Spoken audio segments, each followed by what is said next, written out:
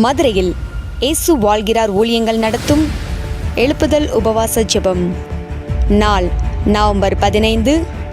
நேரம் காலை 9:30 மணி முதல் மதியம் 2:30 மணி வரை. தேவ செய்தி சகோதரர் எல். வின்சென்ட்ராஜ். சாகிறவனுடைய சாவை தேவன் விரும்ப மாட்டார். நீங்க வாழணும், பிழைத்திருக்கணும், சுகமா இருக்கணும். கர்த்தர் விரும்புகிறார்.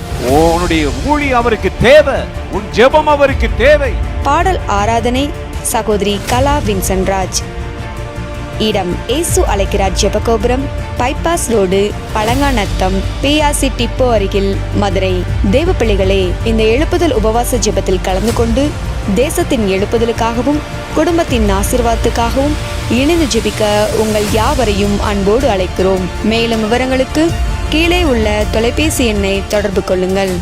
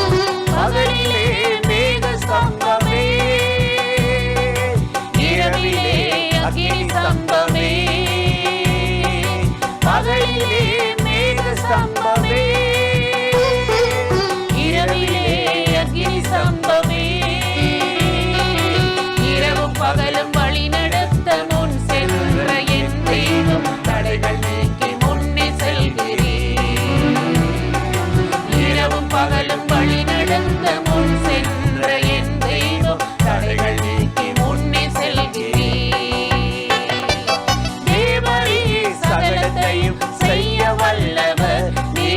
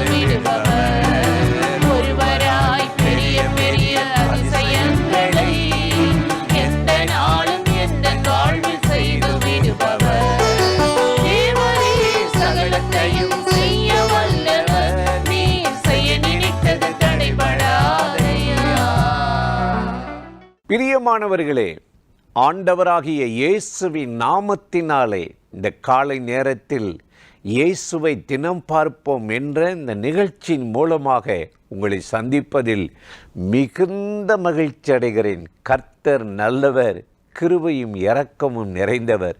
இந்த நாளிலும் கட்டாயம் நம்மை ஆசிர்வதித்து நன்மையாலே, கிருபையாலே, இரக்கத்தினாலே முடிசூட்டி நடத்துவார். இன்றைக்கு ஒரு வசனத்தை நான் உங்களுக்கு ஞாபகப்படுத்தி சில காரியத்தை சொல்லி இந்த நாளில் கர்த்தர் நம்மை நடத்தும்படி ஜெபிக்கப் போகிறோம். யூதா 24வது வசனம் சொல்லுகிறது, வலுவாதபடி உங்களை காக்கவும் தம்முடைய சந்நிதியில் மாசற்றவர்களாய் நிறுத்த வல்லமையுடையவருக்கும் மகிமை உண்டாவதாக என்று கர்த்தருடைய வேதத்தில் ரொம்ப அருமையாய் சொல்லப்படுது. வலுவாதபடி காக்கிறவர், வலுவாதபடி காக்கிறவர். நாம் எல்லாரும் மீனுன்னா ரொம்ப விரும்பி சாப்பிடுவோம். அந்த மீன் உயிரோடு இருக்கும்போது யாராவது அதை பிடிச்சு நம்ம கையில் வச்சிருக்க முடியுமா? அப்படியே நழுவிடும், வலுவிடும். ஏன்னா அது உயிரோடு இருக்குது. தண்ணி எங்கே இருக்கும், அங்கே ஓடுவதற்கு, உயிர் பிழைப்பதற்கு அது அப்படியே கையை விட்டு நழுவும்.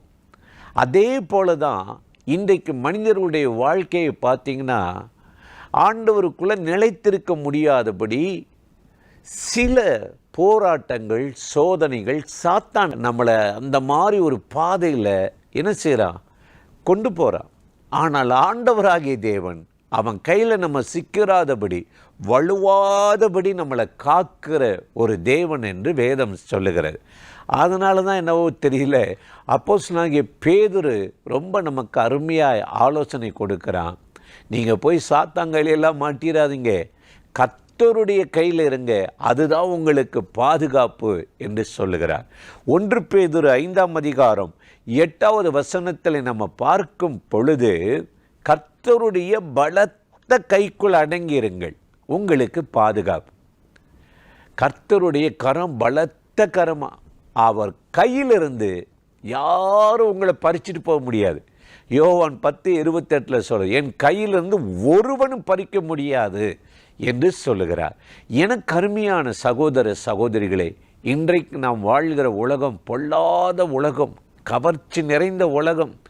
எதிலையுமே நிலை நிற்க முடியாது. நம்முடைய கால்கள் சிலிப்பாகுது, தடுமாறுகிறது, நிலை நிற்க முடியல. ஏனென்றால் கர்த்தருடைய வார்த்தையில் நிற்க முடியல. நம்ம இருதயம் ஒரு பக்கம் போகிறது, மாயைகளை சார்ந்து கொள்ளுகிறது. சங்கீதக்காரன் 18ஆம் சங்கீதம் 36 சொல்லுகிறார், எங்கள் கால்கள் வலுவாதபடி உம்முடைய வழிகளை விசாலமாக்கும். எங்கள் கால்கள் சிலிப்பாயிடக்கூடாது, வலிவிடக்கூடாது. இந்த ஒடுக்கமான, இந்த கஷ்டமான இந்த வழியை விசாலமாக்கிறீர்கள் என்று வேண்டிக் கொண்டான். அதே போல அந்த நெருக்கத்தில், ஒடுக்கத்தில் இருந்த தாவீதை விசாலத்தின் பாதையில் கர்த்தர் உயர்த்தி ராஜாவை காத்து கொண்டாரா. அடுத்து பார்த்திங்கன்னா, நம்முடைய இருதயம், எபிரேயர் 3:10 சொல்லுகிறது, வழுவி போகிற இருதயமா. காலையில் ஆண்டவரை நல்லா துதிச்சு பாடுவோம், மத்தியானம் ஒரு போராட்டம், ஒரு பிரச்சனை, எதிர்பார்த்த காரியம் நடக்கலை, வியாபாரம் சரியில்லை, பணம் இல்லைன்னா நம்ம இருதயம் அப்படியே நலிவிடும், சோர்ந்து போகும். இருதயத்தில் அப்பப்போ சில சின்ன சின்ன இச்சைகளை, சாத்தான் கலைகளை விதைச்சி அப்படியே நம்மளை வழிவிலக பண்ணுகிறவனாக இருக்கிறான். இதற்குத்தான் இயேசு நம்மளை என்ன செஞ்சார்னா, வலுவாதபடி நம்மளை காக்க கல்வாரியில் இரத்தத்தை சிந்தி நமக்காக ஜீவனை கொடுத்து இருகரம் விரித்து என் கைக்குள்ளே வந்து விடுங்கள் என்று சொல்லி நம்மளை அன்போடு அழைத்தாரா. இன்றைக்கி அவர் கையில் நீங்கள் போயிட்டீங்க அப்படின்னா வலுவாதபடி உங்களை காப்பாரா. இதை செய்யாதனால தான் சாலமோன் அநேக ஸ்திரீகள் மேல் ஆசை வச்சு அவங்க சொல்கிறதெல்லாம் கேட்டு தேவனை விட்டு விலகி போயிட்டா, மாயைக்கு அடிமையாகி போயிட்டா. கடைசியில் பரிதாபமாக தேவ பிரசன்னத்தை அனுபவிக்க முடியல. பார்த்தீங்களா?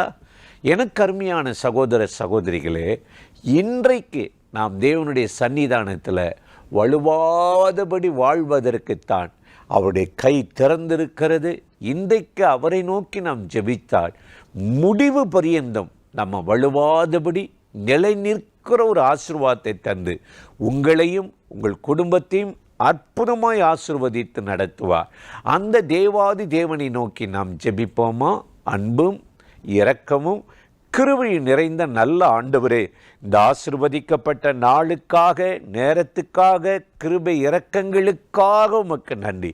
இப்பொழுது யாரெல்லாம் இந்த நிகழ்ச்சியில் இணைந்து இந்த வார்த்தைகளை கேட்கிறார்களோ அத்தனை பேரையும் நீர் அவர்களை உம்முடைய பலத்த கைக்குள் வைத்து பாதுகாத்து வலுவாதபடி முடிவு பரியந்த உமக்குள் நிலைத்திருக்கவும் உம்முடைய மகிமையின் கிருபையை பெற்றுக்கொள்ளவும் உதவி செய்யும். இந்த நாளில் அவர்களை அற்புதமாய் ஆசீர்வதித்து நடத்தும் உம்முடைய தெய்வீக வல்லமை இயற்கைக்கு மேற்பட்ட ஒரு அற்புதத்தை செய்யட்டும்.